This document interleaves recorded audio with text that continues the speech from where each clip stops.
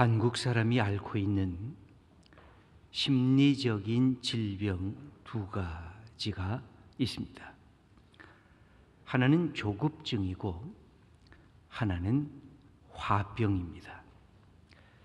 아마도 60세가 넘으신 분들께서는 조금씩 다 화병을 앓고 있을는지 모르겠습니다. 하지만 요사이 옛날보다 화병을 앓는 사람들이 점점 줄어들고 있습니다. 이 시대가 하고 싶은 말들을 그대로 마음속에 담아두지 않고 입으로 토해내는 그런 시대로 변모되었기 때문입니다. 자기 감정을 표현하는 것을 당연스러운 것으로 여기고 있습니다.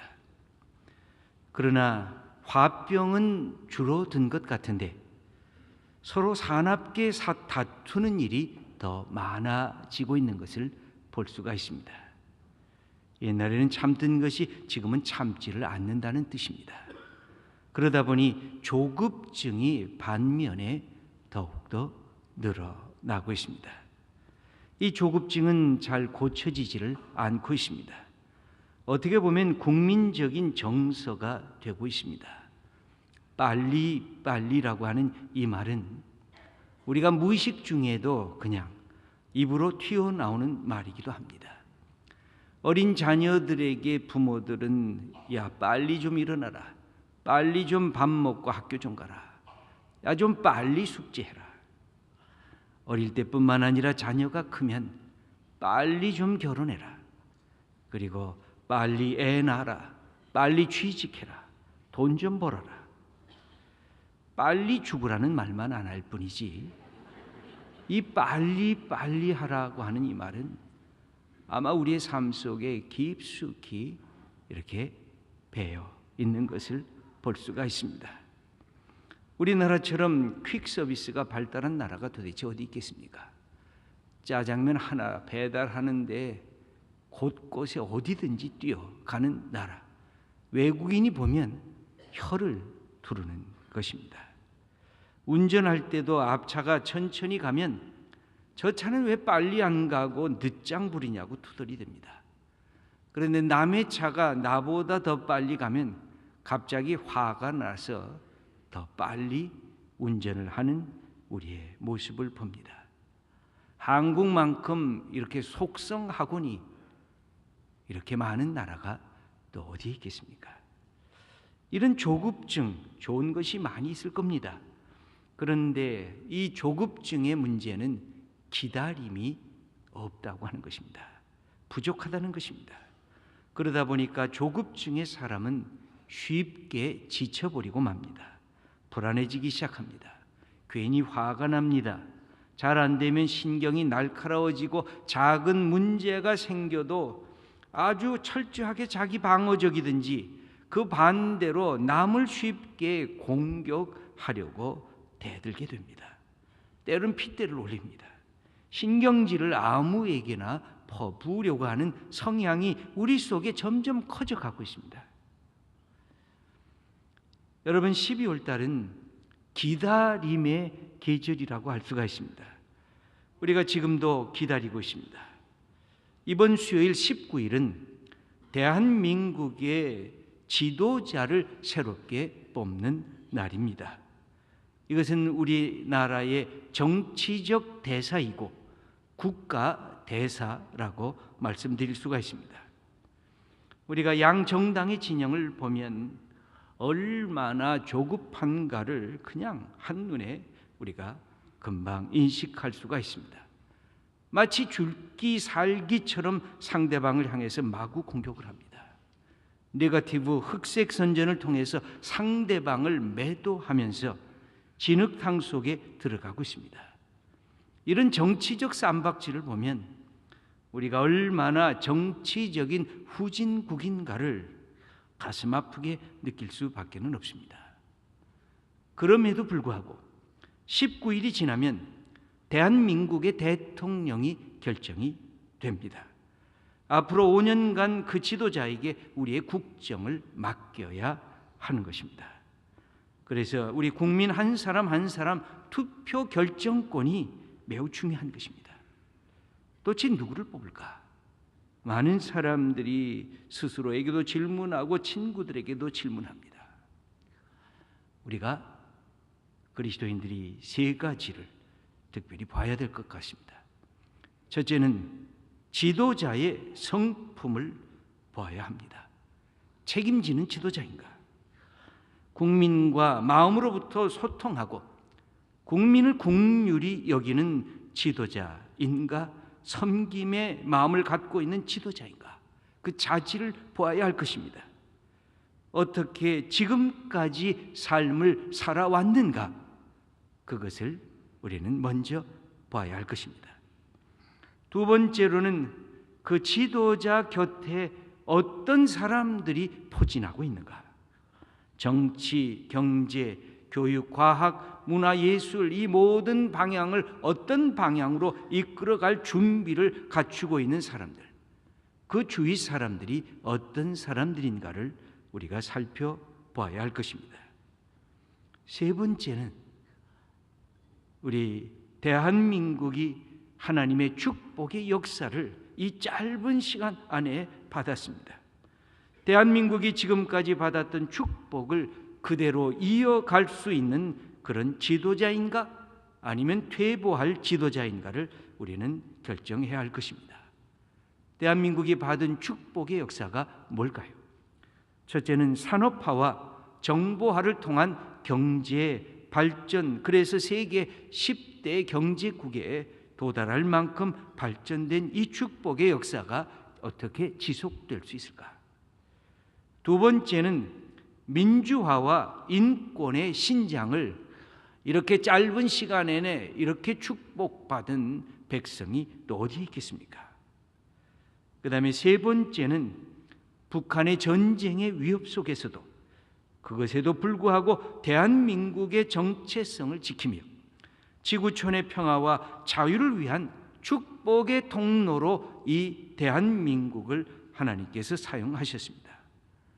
그래서 우리 믿음의 사람들은 기도하면서 투표해야 할 것입니다. 그래서 국가의 미래를 결정하는 데 동참해야 할 것입니다. 어떤 사람들은 이렇게 얘기합니다. 도대체 못된 정치인들이 이전 투구하는 이 모습 꼴보기 싫다고, 정말 뽑을 사람이 없다고. 아마 실제로 어떤 분은 아직까지 누구를 선택해야 되는지 결정하지 못한 분들도 있을 것입니다. 가장 최고의 정치적인 인물을 뽑을 수 있다고 하면 얼마나 좋겠습니까? 하지만 그런 사람이 없는 것 같이 보이는 분도 있을 것입니다. 어떤 정치 평론가의 말이 생각이 납니다. 최선이 아니면 차선을 뽑으라고. 그렇습니다. 부정적으로 표현을 다시 거꾸로 하자면 최악이 아니면 차악을 택해야 한다고.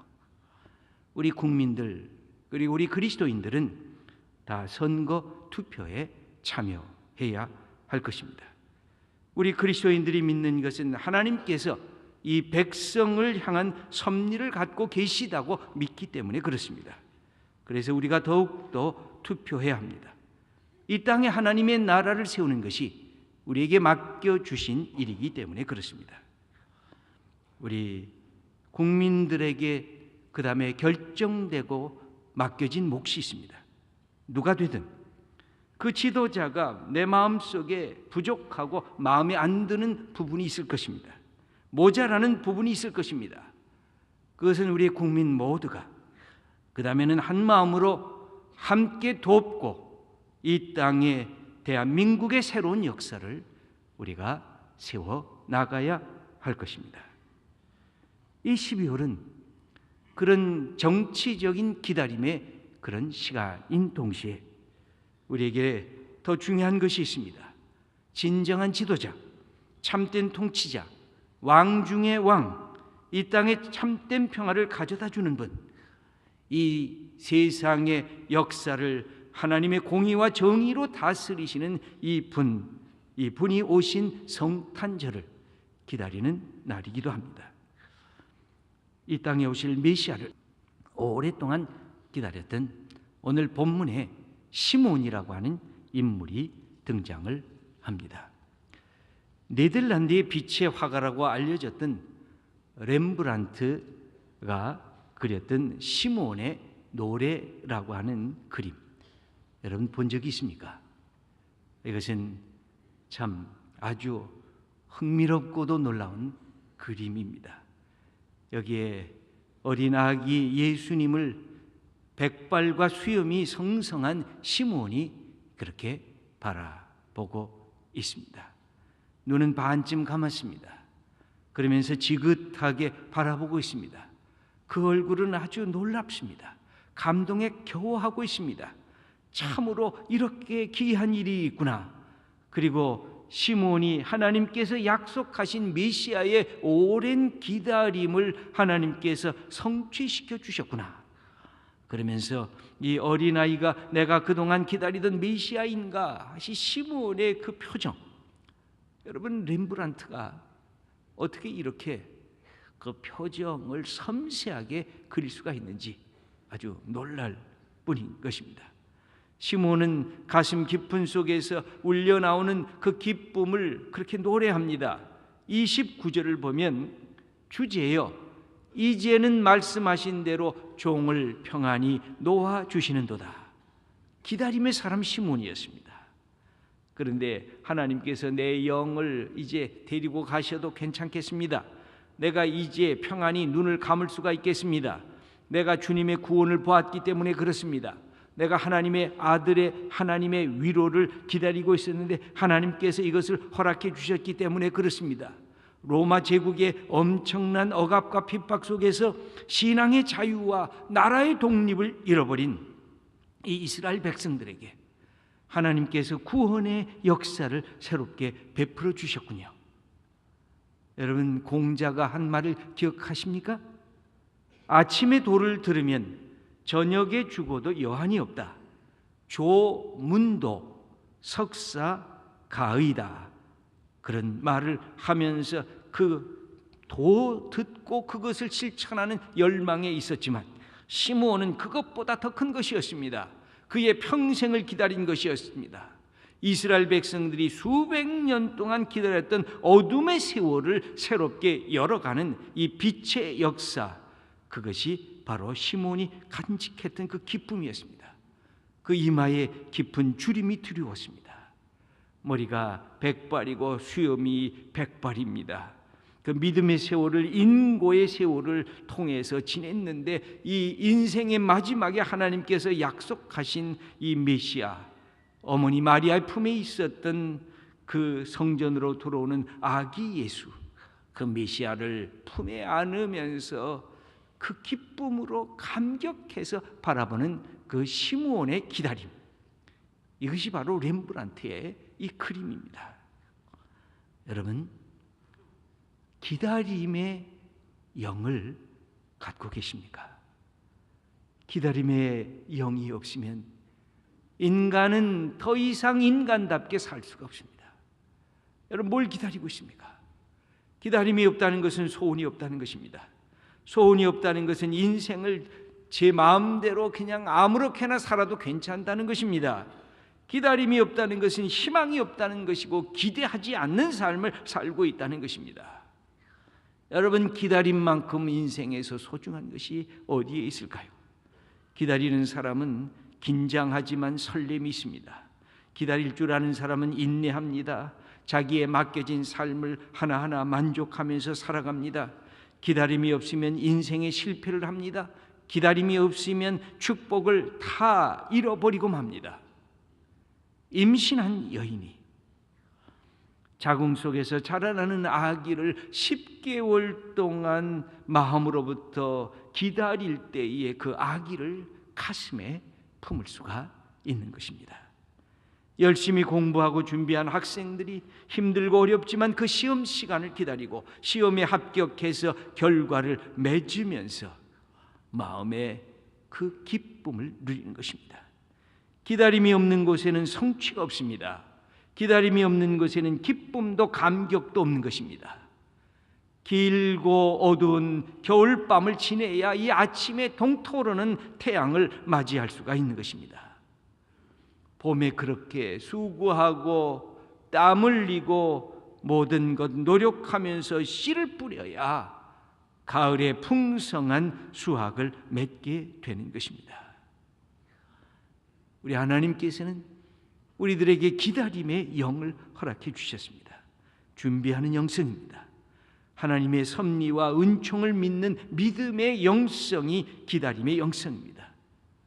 모든 신앙의 선배들을 보세요.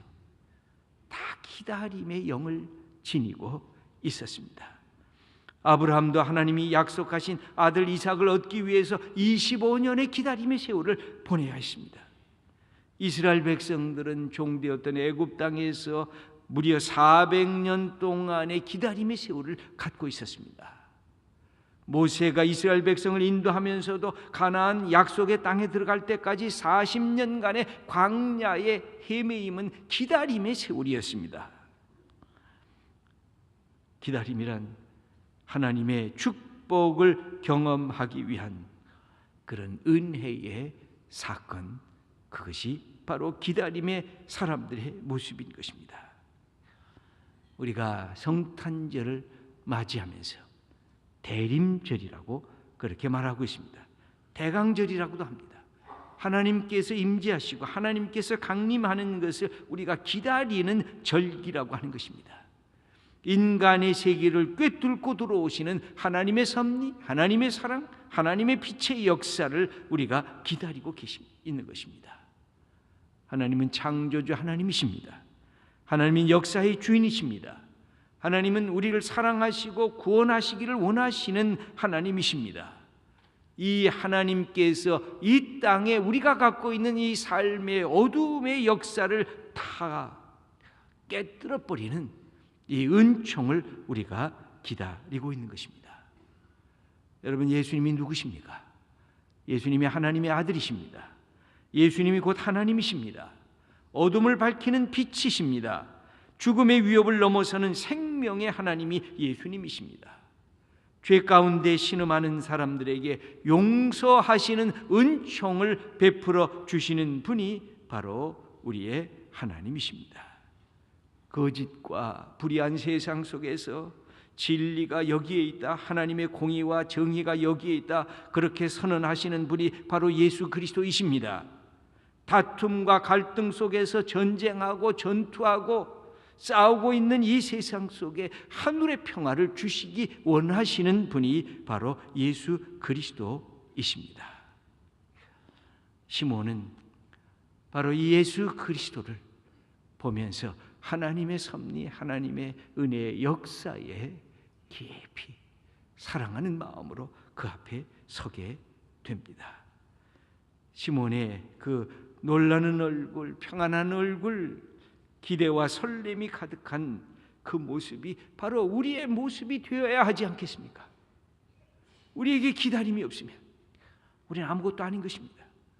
나이가 든다고 늙는 것이 낡음이 되지 않아야 할 중요한 이유는 기다림이 있으면 늙어지는 것이 낡음으로 멈춰서지 않는 것입니다. 그래서 사도 바울은 우리의 육체가 후패해지지만, 낡아지지만 우리의 영은, 우리의 마음은 날로 새롭도다라고 말하는 것은 무슨 이유일까요? 기다림이 있었기 때문에. 영원한 생명의 하나님 앞에 나가는 기다림이 있었기 때문에 하나님께서 우리에게 부활의 능력으로 우리에게 다시 덧입혀 준다고 하는 그 마음속에 소망이 있었기 때문에 그는 인생의 그 모든 늙음의 시간을 가면서도 그 영혼은 날로 새롭도다라고 노래를 부를 수가 있었던 것입니다. 시몬이 그래서 부르는 노래 30절 이하의 말씀을 우리 한번 함께 읽어 보도록 하겠습니다. 내 눈이 주의 구원을 보았사오니 이는 만민 앞에 예비하신 것이요 이방을 비추는 빛이요 주의 백성 이스라엘의 영광이니이다. 내가 주님의 구원을 봤다는 것입니다. 이것은 하나님이 온 세상 앞에 준비한 것이고 이방을 비추는 빛이시고 주의 백성 이스라엘의 영광이라고 그렇게 노래하고 있습니다. 사랑하는 성도 여러분, 우리가 이 성탄절에 다시 한번 나 자신을 되돌아봐야 됩니다. 여러분, 내가 나이가 늙었다고 내게 소망이 다 끊어졌습니까? 내가 혹 세상에서, 내 직장에서, 내 기업을 하면서 실패했다고 내 인생의 모든 것이 다 끊어졌습니까? 내가 사랑했던 사람이 나를 배반하고 떠났다고 내 인생의 모든 것이 다 무너졌습니까? 그렇지 않지 않습니까? 우리가 믿고 있는 예수 그리스도, 우리가 사랑하는 하나님께서 나를 지켜보고 나를 사랑하고 있지 않습니까? 우리에게 기다림이 있으면 소원이 있고 소망이 있다는 것입니다. 우리가 때로는 이 기다림이 잘 보이지 않을 때, 이루어지지 않는 것처럼 여겨질 때 우리는 때로 짜증이 나고 때로는 지루해지고 때로는 속에서 화가 나고 분노가 생길 때가 있습니다. 그래서 하나님께서 예수 그리스도를 보내주셔서 미리 우리에게 깨닫게 하신 것입니다. 지루하게 인생을 살지 말라고, 화를 내면서 인생을 살지 말라고, 분노하면서 인생을 살지 말라고, 실망하고 낙담하면서 인생을 살지 말라고 하나님께서 이 어두운 세상에 예수 그리스도를 보내주셨으니 예수 그리스도를 다시 바라보고 다시 소망을 품고 다시 기다림의 영을 갖고 일어서라고 우리들에게 말씀하고 있습니다. 예수 그리스도, 그분이 하나님이십니다. 사랑하는 성도 여러분, 우리가 기다려야 할 분이 계시다는 것입니다. 그런데 한 가지 더 중요한 사실을 기억하시기를 바랍니다. 내가 하나님을 기다리는 것보다 하나님께서 나를 기다리는 것이 더 큰 것입니다. 내가 죄인 되었을 때, 내가 하나님 앞에 감히 설 수 없는 부끄러운 사람이었을 때 하나님께서 나를 지켜보시면서 기다리고 계셨습니다. 그리고 내가 주님 앞에 다가올 때 탕자를 향해 그렇게 달려갔던 아버지처럼 하나님께서 나를 향하여 달려오시고 나를 안아주시고 나를 하나님의 아들로, 하나님의 딸로 세워주신 것입니다. 내 기다림보다 하나님의 기다림이 더 크셨습니다. 그것을 깨닫는 것, 그것이 복음입니다. 그걸 깨닫는 것, 그것이 하나님의 은혜입니다. 그거를 내가 알고 다시 주님을 기다리는 것, 그것이 우리의 소망이고 우리의 믿음인 것입니다. 사랑하는 성도 여러분, 우리가 12월 달에 다시 주님의 오심을 기다리면서 내가 기다려야 할 것이 도대체 뭘까? 내가 지금도 인생을 참으로 소중한 축복의 현장이라고 감사하면서 살아갈 이유가 도대체 뭘까? 바로 예수 그리스도, 그분을 오늘도 다시 가슴에 품으시고 우리의 삶을 새롭게 기대하면서 살아가는 복된 성도님들 다 되시기를 축원합니다. 기도드리겠습니다.